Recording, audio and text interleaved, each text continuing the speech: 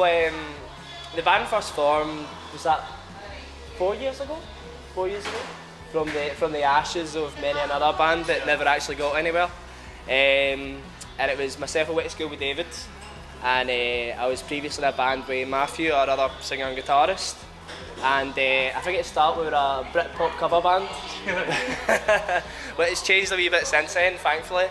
And we just started out for a year writing songs, and then that's when young John Joe came in, our guitarist, beefed up the sound a wee bit, and then that's how we started. So we started out playing gigs as the Four Piece in Paisley, where we were all from, and Bungalow Bar was the first venue we played in. So we started out there, the world famous Bungalow Bar. So, even though it's not actually the famous one, it just lives off the name. Yeah. So we started out there and then kept plugging away, and somehow we found ourselves where we are, which isn't exactly anywhere yet, but hopefully somewhere soon. You're out on your own. There's nothing here for you, you might as well go home. Keep the home fires burning, but please don't sell the girl. There's a world out there full of hopeless romantics. He said this time before he was more than unstable. So To Be a Man first came about, it was, I think we were in Erskine rehearsing, and that's when our guitarist and our singer Matthew, he came in, and I just remember him hitting out with this riff. Riff for To Be a Man, and it was one of the ones where the head snaps round and you're like, oh, what's that you've got there? And he's like, oh, I've wrote this song, and I'm like, okay, cool. So came in, played it, was loving it, saw the lyrics, and I was like, this must really mean something. So he went and I run down the lyrics for us basically, so if I get this wrong, Matthew, I'm sorry, but I'll try to explain it best. But I think it kinda, the song itself looks at how guys and men are brought up through life to think they have what they want, they can take advantage of people. They're brought up to think that a lot of time that women are nothing as well, because the amount of times you see guys on nights out just thinking they're everything, and they can talk to women however they want, and especially Love Island.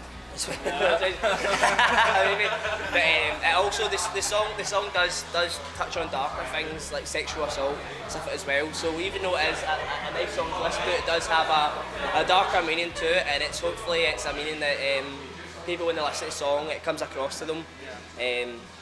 So it does touch on those things that other people don't really want to touch on, and it's a strong song for us. It's one of our favourites, and we're just happy it's done well. It's one of our favourites to play, because it's like when we play gigs, it's the energy that comes from it, because everyone knows the tune, and everyone knows the words. It's only good lyrics. Yeah, so like because when we done Stag and Dagger recently, that is possibly one of the best gigs I've ever experienced, because it's a room full of our friends and new people who know the song and sing along. It was at the chorus, I think. I remember at one point it was during the final chorus I was singing is this what it means to be a man, and Nick just heard this roar come across. I just stood there and I completely forgot what I was playing, and I was like right, okay. Get back in it. But it's one of the strong songs, and well done to Matthew for coming up. Well done, Matthew. It's only Kenny's getting that. Money would be the first thing, because we are the most skint men in the world. So money, I think some of the time it's just having dedication. You'll get constant knockbacks. That's throughout the time we've been together. It's you're constantly being tested, and with you more than want to break up constantly. So it's kind of just holding strong. It's one of the ones where you will hopefully get there in the end.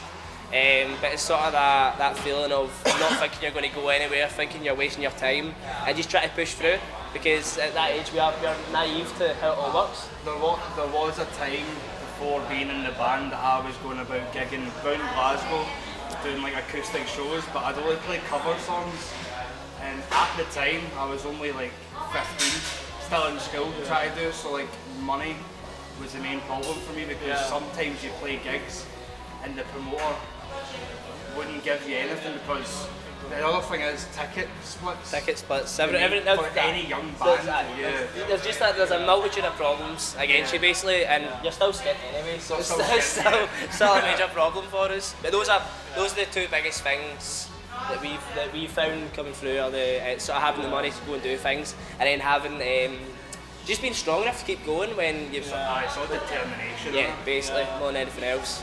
The next single is going to be coming out. So hopefully, we've not got anything set in stone, but hopefully in the next few weeks. So the single will be called Another Lover.